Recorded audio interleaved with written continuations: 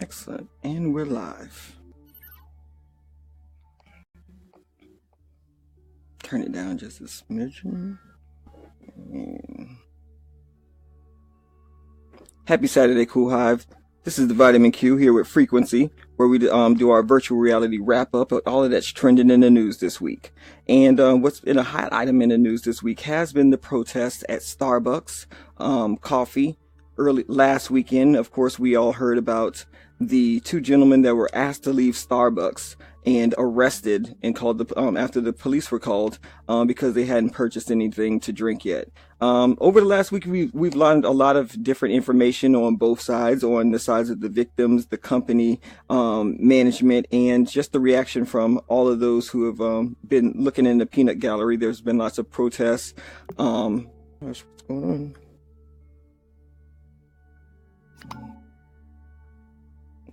What is going on?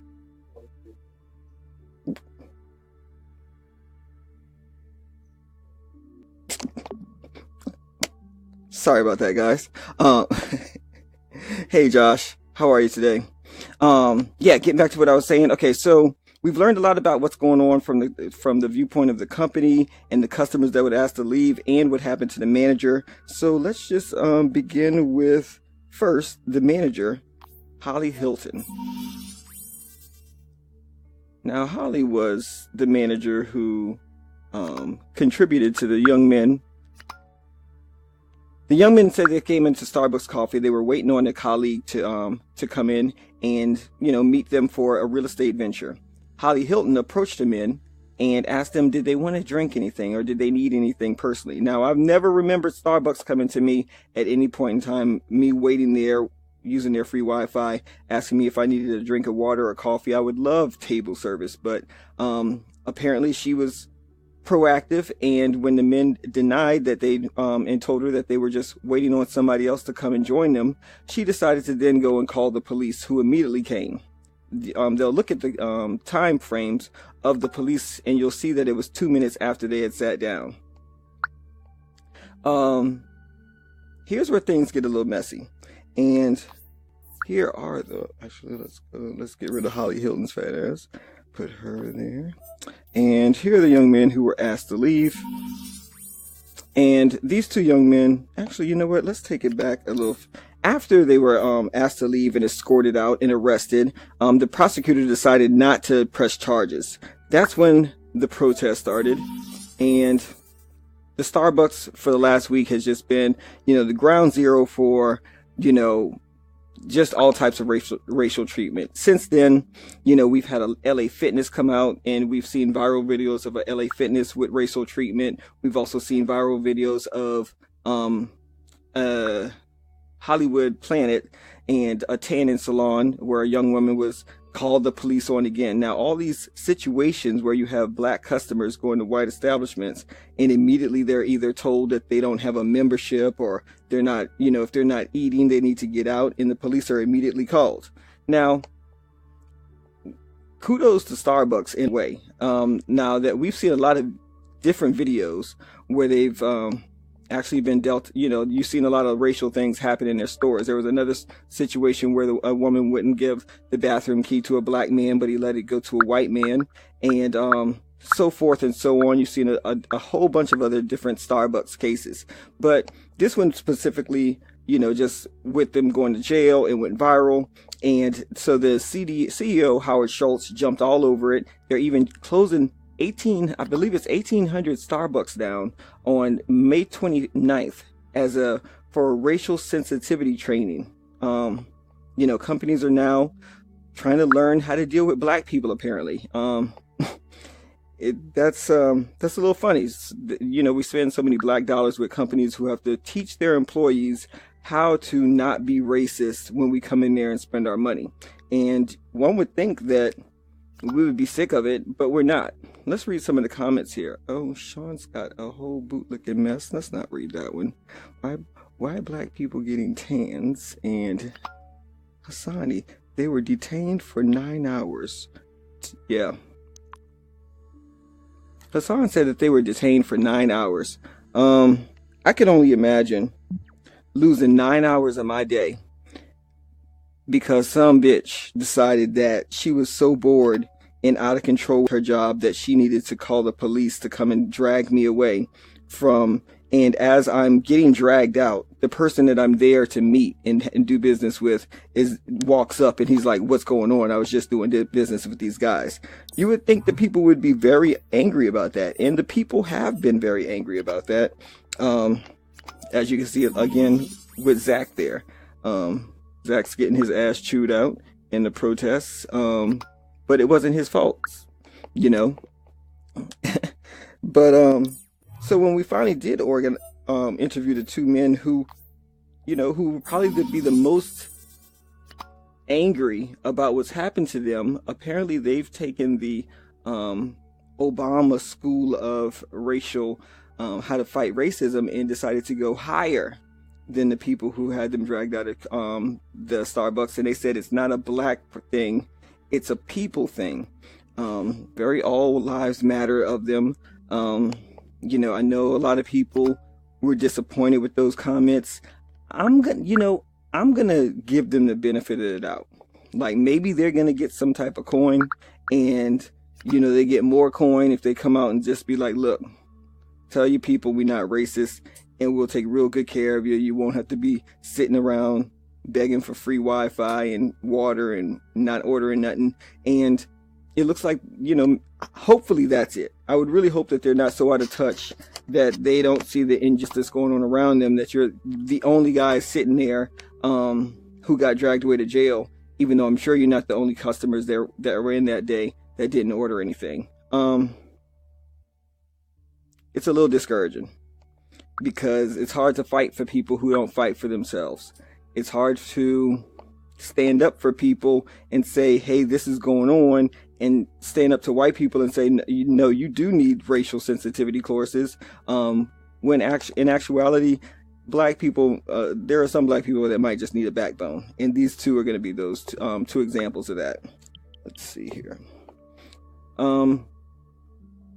I don't know. I'm one of those type of people that, you know, have been outspoken on the type of proactiveness that we need to take when it comes to black economics and black business, and that I think that we might get a little comfortable and passive with blowing up these businesses. But when you think about it, we're not really investing in anything into our own industry. It's one thing to say, "Hey, go to and support a black store," but if they're getting all of their products if all of their products are white, then we're still not where we need to be as far as black economics. And this Starbucks situation, Starbucks being one of the largest retailers out there right now as far as food and beverage wise, one of the most visible especially, is really going to put on the forefront on how the black dollar is not only being spent but received as well.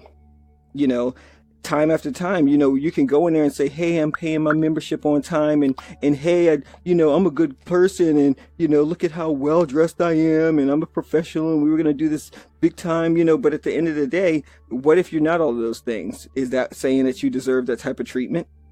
And I'm definitely gonna be reading your comments and seeing who has any feedback on that.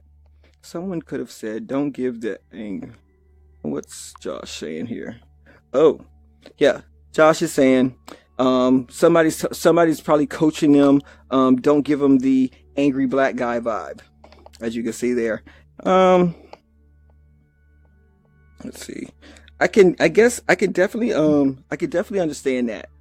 You know, like you don't want to be so emotional and mad that you're irrational and that you can't get your point across in a manner that's, you know, it can be heard and there can be action after it. I understand that. But this is one of those cases where you can still assert yourself and, you know, speak with integrity and authority, you know, without looking like a buffoon. There's no reason that being intelligent and means being passive and submissive to systematic racism and oppression.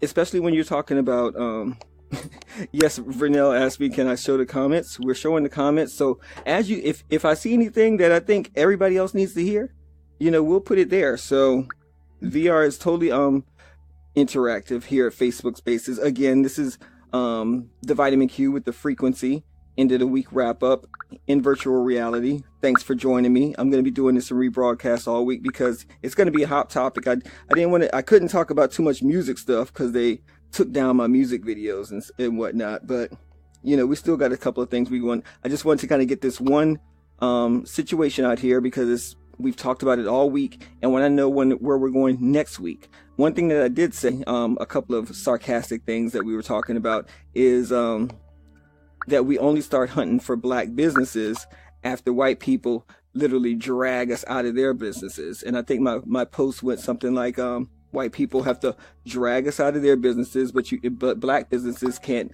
drag black people into it. So, but then somebody else made a point where he's like, hey, you can go to those black businesses if you want to, but they're all supporting white businesses and, white manufacturers. So a white person's always getting rich, and, we're kind of stuck in that place where we can just be a successful or rich merchant, but we don't have any industry right now. Exactly. Tanisha asks a very good question. A question that was actually answered through a video, answered in a video earlier this week, where a homeless man was sitting in a McDonald's and he was asked to leave by police. I'm not sure if he was arrested, but we've all seen that before, where there's, homeless people are going to sit there all day. So that does beg the question, like, is it okay that they sit and sit without purchasing anything for an extended amount of time? But this homeless guy, because he smells, like he's not allowed there. Like, where do people, when it's vague like that, where can people draw the line? And when I've often noticed that's when it's ambiguous and vague, that people of color will always be the ones to suffer, as well as, people with low on the socioeconomic pole. So you got homeless people, then you got racial people, but you got the minorities, but white people can sit out there I literally know white people that will sit in a coffee shop all day, don't have Wi-Fi, will do all their business there and won't buy shit. We've all seen those type of people, especially when Starbucks first came up. They formed their entire business model around it. Okay. Exactly. Perfect. So, thanks for joining us. We're going to be talking about this some more because I also wanted to, I wanted to make one more announcement. Let me just change up the setting here just a little bit for this announcement. And